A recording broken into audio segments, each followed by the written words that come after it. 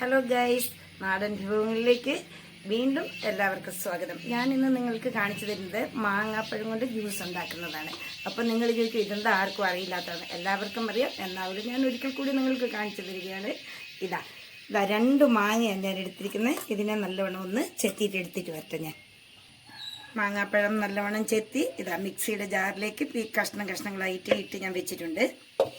അതിലേക്ക് നമുക്ക് കുറച്ച് പാലും കൂടി ഇതാ കാച്ചി തണിയിച്ച് വെച്ച 1 ഗ്ലാസ് പാലാണ് ഞാൻ ഇതിലേക്ക് ആഡ് ചെയ്ത് കൊടുക്കുന്നത്. ഇതാ 1 ഗ്ലാസ് പഞ്ചസാര എടുത്തിട്ടുണ്ട്. പഞ്ചസാര 1 ഗ്ലാസ് മുഴുവൻ വേണ്ട, നമ്മുടെ മധുരത്തിന് കണക്കാക്കി മതി. ഇതിലേക്ക് നമുക്ക് 1 ഏലവും കൂടി ഇട്ട് കൊടുക്കാം.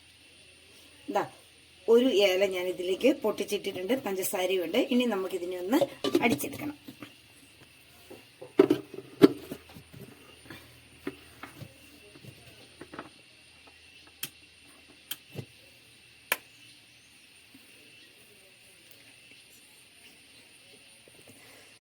ഒന്ന് അടിച്ചു കൊടുക്കാം.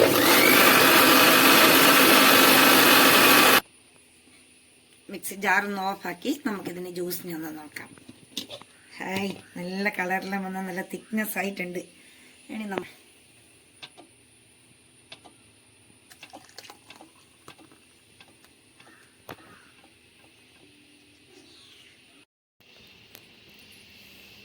മാങ്ങ ജ്യൂസ് ഇവിടെ തയ്യാറായിട്ടുണ്ട്. നിങ്ങൾക്കിത് ഇഷ്ടപ്പെട്ടെങ്കിൽ ഷെയർ ചെയ്യണം, ലൈക്ക് ചെയ്യണം.